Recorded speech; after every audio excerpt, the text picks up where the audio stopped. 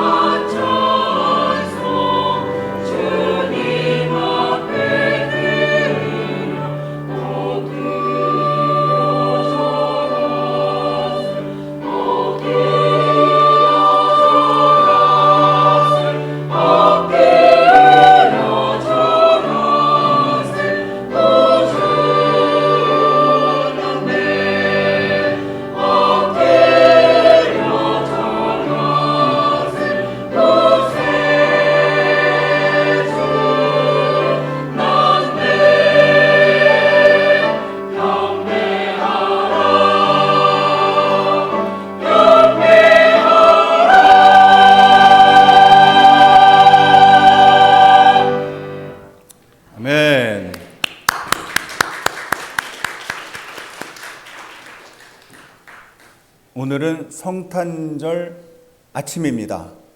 맞죠? 예. 너무 기쁘고 감사하고 그런 마음이 가득하시죠? 옆에 계신 분들에게 메리 크리스마스, 이 성탄절에 축복합니다. 잘 오셨어요. 같이 한번 인사해 보세요. 예. 도로를 정리하는 분들은 좀 힘드시겠지만 그래도 눈도 좀 오고 그러니까 우리 마음이 훨씬 크리스마스 성탄절을 맞는 아주 그 풍성하고 또 화이트 크리스마스가 됐잖아요. 그래서 저 아침에 교회로 나오면서 얼마나 마음이 기쁘고 감사한지 모르겠어요. 하나님께서 이렇게 또 우리 수도권에 있는 분들에게는 눈도 내려주시고 역시 성탄절은 화이트 크리스마스가 돼야 됩니다. 근데 마음에 그렇게 소원만 빌었지 그게 마음대로 안 되잖아요. 적당히 춥고 적당히 눈도 오고 그렇게 해서 얼마나 감사한지 모릅니다. 언제 이 빛이 환하게 드러날까요? 그건 아마도 어둠이 깊었을 때 거기에 빛이 탁 초가 켜진다든지 어떤 불이 밝혀질 때 그 어둠을 확 몰아내면서 아주 환한 그런 모습을 우리가 볼 수 있을 겁니다. 오늘 나오는 이 이사야서 9장의 얘기가요. 우리는 보통 이사야서 9장 6절, 7절 요 중심으로 많이 봐서 오늘도 이제 교동문 낭독하실 때, 봉독할 때도 그 구절을 중심으로만 봐서 그렇지 사실은 이사야서 9장이 시작하면서부터 또 그 좌우, 전후, 앞뒤 이 문맥을 살펴보면 이 이스라엘 사람들이 특별히 이 유대 사람들이 굉장히 어려움에 많이 처해 있다는 것을 알 수 있습니다. 기도도 하셨지만 우리 교회만 지금 힘든 게 아니에요. 사실은 이 한국의 기독교 전체가 지금 굉장히 어둡고요. 또 사회도 그렇게 밝지 않아요. 또 세계적으로 보세요. 지금이 어느 때인데 아직도 그렇게 총을 쏘고 미사일을 쏘고 그렇게 막 폭탄이 막 난무하고 어린아이들 또 노인들 여인들 힘없는 분들이 막 지금 죽어나가는 그런 때가 요즘 아닙니까? 굉장히 어둡습니다. 이사야서 9장 1절 시작하는 그 구절에도 보면 유대의 가장 악한 왕이었던 아하스가 다스릴 때 북이스라엘의 베가와 또 아라메르 신이 연합군을 만들어서 쳐들어올 계획을 갖고 있던 그 시대예요. 근데 저 위에서 아수르, 세계사를 보면 아시리아죠. 시리아. 그 아수르가 지금은 유대 사람들에게 우방인 것처럼 그렇게 하지만 사실은 이제 조금 한 단계 건너가면 이제 아수르가 이 유대도 칠 겁니다. 그러니까 풍전등화의 상황에 나라가 놓여 있다고 할 수 있어요. 굉장히 앞길이 막막한 그런 상황 가운데 지금 이사야 선지자가 이렇게 하나님의 말씀을 받고 예언을 하는데 이게 언제 때 얘기냐면요. 지금으로부터 약 2600년 정도 전의 일입니다. 그리고 이 이사야가요. 아까 우리가 읽었던 그 말씀 있잖아요. 이는 한 아기가 우리에게 낳고 하는 그 구절 있잖아요. 그 정사가 무궁하고 또 이 나라를 굳게 세울 것이다 하는 이 예언의 말씀이 언제 시작이 되냐 하면 언제 이루어지냐 하면 600년 뒤에 이루어집니다. 600년 뒤에. 간단한 얘기가 아니에요. 그때 당시에는 이 유대 땅에 있는 사람들이 이 말씀을 받을 때는 금세 이루어질 걸로 생각을 했어요. 그래서 조금만 참으면 되겠지. 조금만 기다리면 되겠지. 근데 예수님이 오기까지 한 아기가 우리에게, 우리 인류에게, 모든 피조물에게 오게 되는 그 시점은 그로부터 600년 뒤다. 그래서 하나님께는요, 하루가 1000년 같고 1000년이 하루 같은 그 사실을 잊지 말라고 베드로도 말했잖아요. 그게 지금 여기 있는 말씀에도 그대로 적용이 되고 있습니다. 오늘날 그 주변에 고독사로 돌아가시는 어른들이 많아요. 또 이 우울증과 조현병에 걸려가지고 정말 숨쉬고 살아있는 것조차 힘들어하는 우리 젊은이들이 적지 않습니다. 그게 어쩌면 한 집 걸러서 우리 근처에 있는 청년들에 이를지 몰라요. 그러나 스불론 납달리의 땅이 그렇게 멸시를 당하고 있던 그 시대, 스불론 납달리 땅은요, 이렇게 밑에 사해가 있고 그 강이 쭉 흘러서 위로 올라가면 갈릴리 호수가 있잖아요. 갈릴리 호수의 그 왼쪽은 예수님이 태어나신 나사렛이고, 거길로 위로 올라가면 우리 보통 예수님의 사역 많이 하셨던 갈릴리 땅이에요. 갈릴리 땅. 스불론, 또 그 다음에 나오는 이 동네가 어떻게 보면은 굉장히 어려운 어떤 때입니다. 납달리 이쪽은요, 이 가버나움이라는 동네거든요. 굉장히 어려운 땅이었어요. 어두운 땅이었습니다. 그래서 무슨 거기에 선한 게 나오겠냐 사람들이 얘기할 정도로 그렇게 어려운 지역이었는데, 오늘 말씀에 보면 뭐라 그래요?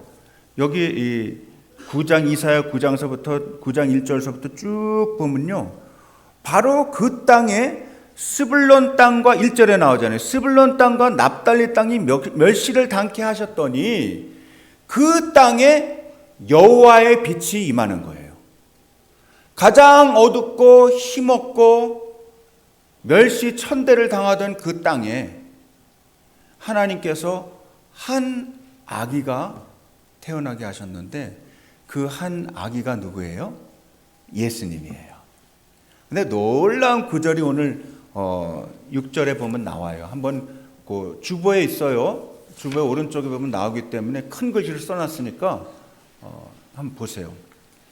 이는 한 아기가 우리에게 낳고 한 아들을 우리에게 주신 바 되었는데 그 어깨는 뭘 메었어요? 정사를 메었고. 가버닝은 한다는 거예요. 모든 정치나 이런 권력을 그 어깨에 메었다는 거예요. 그 다음에 그의 이름은 기묘자라 모사라.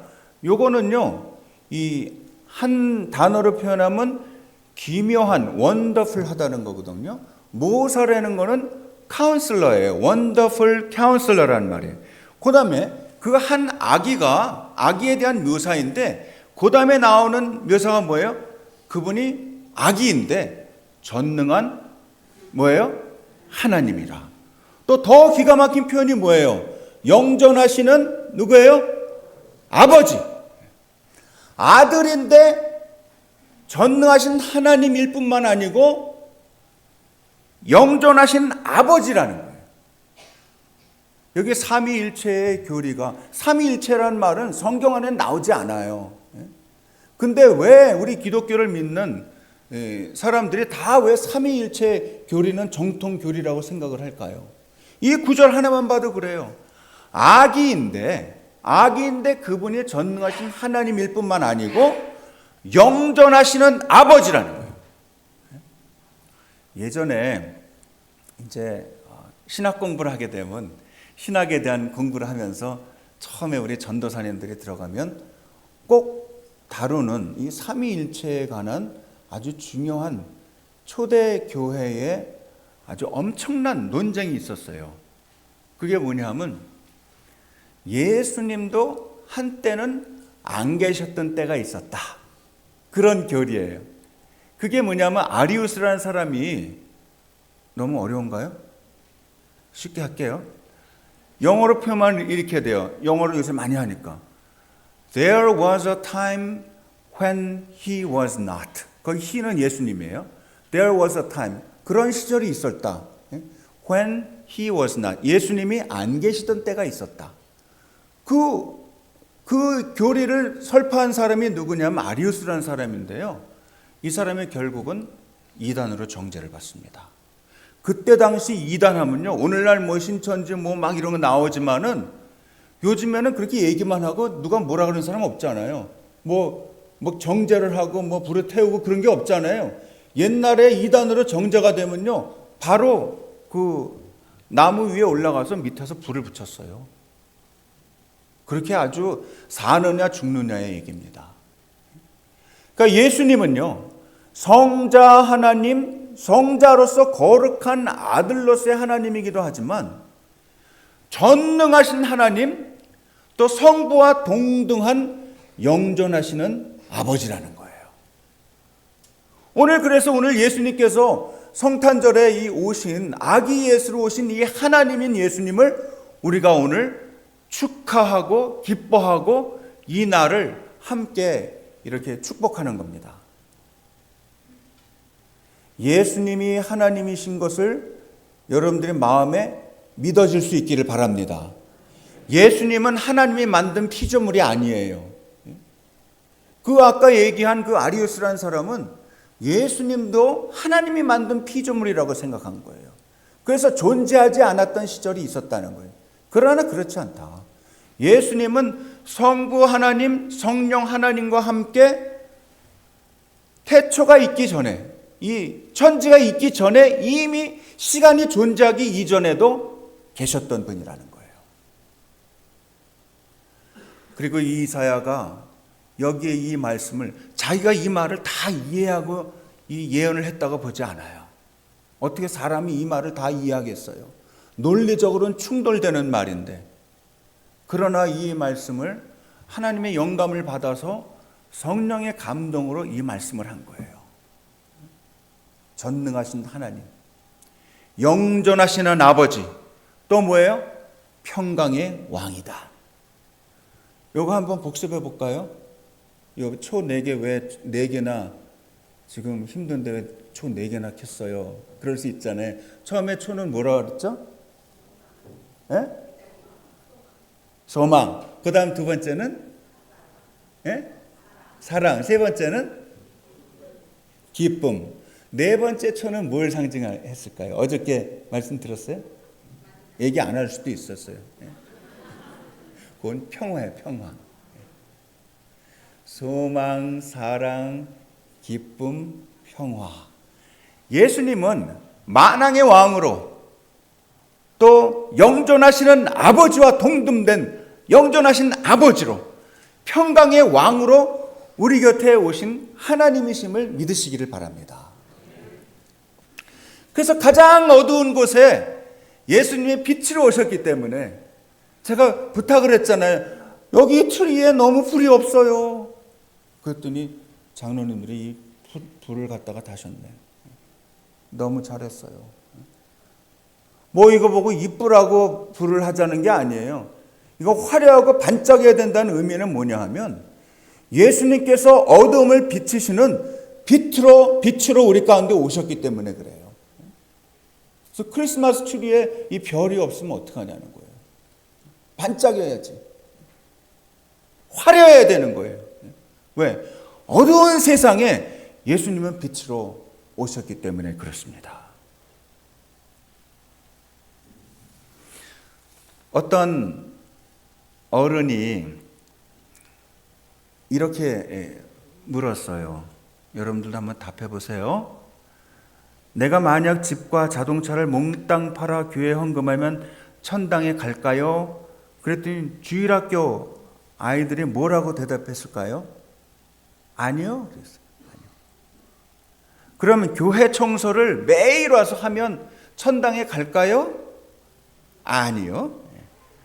그럼 내가 강아지, 고양이 이런 동물들을 진심으로 사랑하고 아껴주면 천당 갈까요? 아니요. 아이들이 그런 거예요. 그럼 내가 어떻게 해야 천당에 갈 수 있죠? 그랬더니 저 뒤에 앉아있던 5살짜리 꼬마가 뭐라 그랬냐면 죽어야 갑니다. 그리고서 뒤에 무슨 말을 덧붙였냐면 예수 믿고 죽어야 천당에 갑니다. 너무 간단한 질문에 간단한 아주 단순한 대답 같지만 사실은 너무나 분명한 거죠. 근데 중요한 건 뭐냐? 예수님을 믿고 그 믿는 사람은 천당에 간다는 사실이 객관적으로만 받아들여지는 게 아니고 자기 자신에게 주관적으로 받아들여지고 그걸 진짜 믿게 되면요, 아까 얘기한 물질이 아까워 가지고서 그렇게 할 사람이 없어요. 왜냐하면 영적인 답을 가지고 영적인 축복을 받은 사람이 뭐가 그게 아깝겠어요. 또 청소하는 거, 매일 청소하면 천당 가는 건 아니지만 정말 영적으로 감화를 받아서 은혜를 받아봐요. 청소하라고 누가 하지 않아도 와서 청소를 하죠. 또 그렇게 진짜 은혜를 받아봐요. 그럼 동물만 사랑합니까? 요즘에 보면 저희 집 근처에도요, 이게 조그만 공원이 있어가지고 이렇게 유모차 같은 거 이렇게 끌고선 가요. 그래서 거기 아기가 있나 하고서 이렇게 보면은 강아지가 앉아 계셔요. 또 어느 집은 이렇게 끌고 가서 보면 고양이가 한 마리 앉아 계셔요. 그래서 그것도 좋아요. 동물들은 배반을 안 하니까. 얼마나 이쁘면 강아지들이 나이 먹어서 한 15살 돼가지고 노인처럼 되니까 못 걷는 거예요. 류마티스가 걸려가지고. 그러니까 거기 태우는 건 제가 정말 10분 이해합니다. 그러나는 거기에 아기가 타고 있기를 바라는 거예요. 아니면 우리 집에 잘 못 걷는 우리 어르신이 타고 계시기를 바라는 거예요. 예수를 정말 이 시간에 예수님을 모셔드리고 아기 예수가 여러분의 삶의 중심에 앉아 계시기를 간절히 축원합니다. 재미가 나면, 예수 믿는 게 재미가 나면 물질이 문제가 아니에요. 몸이 피곤한 게 문제가 아니에요. 찬송하는 거 지금 우리 너무너무 잘하고 복되게 하시잖아요. 예수가 마음속에 계시니까 그렇게 찬송을 하지. 뭐 이렇게 소리를 질러가면서 찬송을 하겠어요.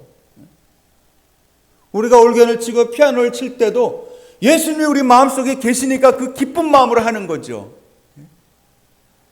우리 모두가 예수님을 이 성탄절에 진심으로 모셔드리고 예수님을 위해서 살 수 있는 저와 여러분들 다 되실 수 있기를 바랍니다. 제가 설교 준비를 많이 했는데요, 조금 지금 줄이고 있어요. 예수님이 누구실까요? 이따가 이제 축도하기 전에 마지막 찬송하는 거 있거든요. 96장인가 있어요. 거기 보면 예수님은 누구신가 그 있잖아요. 그 찬송만 부르면 그걸 진짜 마음으로 받아들이면 설교할 것도 없어요. 예수님은 정말 가난한 사람들의 친구입니다. 어려운 사람들의 이웃입니다. 그뿐만 아니에요. 병든 자, 또 마음이 아픈 사람들을 정말 위로하시고 함께 하시는 분이세요. 오늘 여러분들께서 정말 차별받는 사람들의 친구가 되어주시고 또 주변에 힘들어하는 분들의 얘기를 들어주고, 딴 거 없어요. 옆에 가서 다소곳이 앉아서 얘기를 들어주면 됩니다. 답을 주려고 하지 말고. 제가 며칠 전에 제가 좋아하는 프로그램 중에 그 유재석이 나오는 유퀴즈라는 거 있어요. 여러분들도 가끔 보십니까? 거기에 한 신부님이 20대 한국에 오셔가지고 46년 동안 성심원인가 맞을 거예요. 성심원이라는 데 들어가셔서 나병 환자들이랑 46년 동안 사시다가 이렇게 방송에서 좀 나오라고 하니까 기쁜 마음으로 오신 거예요. 그분 이름이 스페인 사람인데 스페인 말로는 자기 이름이 우리베래요. 우리베. 한국말로도 우리베 하면 정겹잖아요. 그래서 자기가 한국 이름 질 때 유의배라고 지었어요. 근데 이렇게 막 인터뷰를 하는데 그분이 사는 한 2평 남짓한 조그만 방을 이렇게 카메라가 쭉 비치는데요. 어디를 딱 비치는데 제가 이 스마트폰을 들고 있다가 딱 찍었어요. 너무 기가 막혀서. 뭐라고 써 있냐 하면, 살아있는 동안에 가난한 사람들을 사랑한 사람은 죽을 때 두려움이 없다.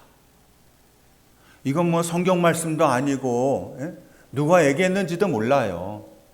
또 거기 나온 그 신부님이 막 그냥 자기가 강조하면서 난 이렇게 살았어요 이렇게 주장하는 것도 아닙니다. 그냥 그 벽을 카메라가 쑥 이렇게 비치는데 이 구절이 딱 띈 거예요. 그래서 제가 이 설교하는 사람들은 좋은 말씀이 있으면, 좋은 말이 있으면 적어 놓으려고 준비하고 있답니다. 그래서 딱 찍은 거예요. 살아있을 때 가난한 사람들, 어려운 사람들을 돌본 사람은 자기가 하나님 앞에 서기 직전에 죽을 때 두려움이 없다는 거예요. 자기밖에 모르고 자기 생각만 하고, 이거는 교회도 마찬가지입니다. 자기 교회밖에 모르고 자기 생각, 자기 교회만 생각하고 자기 입장만 생각하고, 아유 남 사시러워서 뭐 이런 생각만 하면서 살면 하나님 기뻐하시지 않아요. 하나님의 교회를 생각할 수 있기를 바랍니다. 하나님의 나라를 생각하실 수 있기를 바랍니다. 제가요 정말 좋아하는 목사님이 계신데 저보다도 연배도 아래예요. 저 강원도 홍천에 도심리라는 그 시골이 있습니다. 거기는 보통 한 3, 4도가 낮아요, 도시보다. 근데 이름이 도심리지 도심에 있는 게 아니에요. 산골에 있어요. 그분이 저에게 성탄 편지를 보내왔어요. 제가 읽으면서 막 울었습니다. 한번 들어보세요. 나의 성탄. 드디어 요한계시록 22장까지 왔습니다. 새하늘과 새 땅. 주님은 하나님과 함께 보좌에 앉아 계십니다.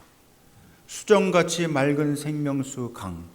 그 강둑에 생명나무 열매가 주렁주렁, 저주가 없는 곳, 밤이 없는 곳, 햇빛이 쓸데없는 곳, 하나님이 친히 빛이 되신 곳. 그런데 우리 주님의 몸짓이 이상합니다. 보좌에 앉아 계시지 못합니다. 여유롭게 생명수 강가를 거닐지 못합니다. 생명나무 열매를 드셔도 시원치 않은 것 같습니다. 그 주님이 지금 나를 보고 계십니다. 이 땅을 보고 계십니다. 저는 주님의 눈에서 진주 눈물을 보았습니다. 천사들을 재촉하고 계십니다. 처음처럼 두 번째 여행을 준비하고 계시는 것 같아요. 그때도 주님은 하늘 보좌에 앉아 계실 수 없어서 오셨습니다. 꼭 나의 모습으로 누구도 알아차리지 못하게 밤에 한방눈처럼 내려오셨습니다. 이제 나는 밤을 지키던 목동들처럼 끈질기게 주님을 기다립니다. 동방의 박사들처럼 주님을 찾아 나서겠습니다. 지금 나는 주님이 가장 필요합니다. 말구유보다 더 지저분한 나에게 주님 오소서. 쿰바야. 이 성탄 편지를 저에게 보내줬어요. 성탄은 이 어두운 세상에 오신 예수님이 빛으로 오셨기 때문에 밝아졌지만, 예수님이 힘없는 아기로 오시고 정말 세상 시각으로 보면 너무나 힘없게 또 십자가에 달려서 돌아가셨잖아요. 그리고 부활하셔서 제자들이랑 40일 동안 같이 동행하시고, 이후에는 나보다 너에게 더 필요한 보혜사 성령이 오시리라 약속하시고 하늘나라로 가셨잖아요. 이제 이 예수님이 재림하십니다. 언제 오실지는 몰라요. 이거 엄청난 긴장입니다. 만약에 3일 뒤 저녁 9시에 오신다. 그러면 아마 우리가 3일 뒤 저녁 7시까지 못되게 살 거예요, 아마. 다 그 시간을 알기 때문에. 그 7시부터 회개하고 또 다시 한 1시간 동안 온 매매세를 다시 정돈할지 모릅니다. 그러나 언제 오실지 모른다는 거예요. 아들도 모르신다는 거예요. 아버지밖에 모르신다는 거예요. 엄청난 긴장입니다. 저는 솔직히 두렵고 떨려요. 여러분은 어떠세요? 초림하신 예수님은요, 구원의 예수로 오셨어요. 구원의 주로 오셨어요. 우리에게 영생을 주시려고 오셨어요. 믿기만 하면 하나님의 자녀가 되게 해주시고 하나님의 아들로 딸로 살 수 있게 해주신다는 거예요. 그리고 회개하고 아버지께 나오면 된다는 거예요. 그러나 아무렇게나 살다가 어느 날 예수님이 딱 재림하실 때는, 그때는 스토리가 달라요. 어떤 예수님이에요? 심판의 주님이에요. 겁나지요? 아니, 복음은 기쁘고 즐겁고 환하고 아름답고 복된 것으로 알았는데, 아니, 목사님 왜 심판의 예수님을 왜 얘기하시는 거예요? 그건 너무 겁나지 않아요? 그렇게 우리를 옥죄할 필요가 뭐가 있어요? 그렇게 속으로 생각이 들지 모르지만 이건 사실이기 때문에 전하지 않을 수가 없는 거예요. 그래서 아까 우리가 전도사님이랑 같이 외운 사도신경 있죠? 거기에 어떻게 나와요? 거기로부터 하늘에 오르시어 전능하신 아버지 하나님 우편에 앉아 계시다가 거기로부터 살아있는 자와 죽은 자를 어떻게 하러 오셔요? 심판하러 오십니다. 아까 그렇게 신앙 고백하셨잖아요. 그걸 믿기 때문에 했잖아요. 그냥 예배 시간이니까 남들 다 하니까 그냥 한 게 아니잖아요. 만약에 그걸 정말 믿어서 신앙 고백을 했다면 이 말씀이 틀리지 않은 말씀이라는 걸 우리가 알아야 되겠습니다. 겁을 주는 게 아니고 하나님 앞에 늘 코람되어 하면서 살자 그랬잖아요. 하나님 앞에서 살자 그랬잖아요. 예수 그리스도 앞에서 살자 그랬잖아요. 그런 마음으로 교회도 나오고, 그런 마음으로 교회 밖에 세상에 나가서 직장에서도 일을 하는 거예요. 그런 마음으로 자녀도 키우는 거예요. 그런 마음으로 사람들이랑 어울려서 지내는 거예요. 나 혼자서 그냥 잘 지내면 되는 게 아닙니다.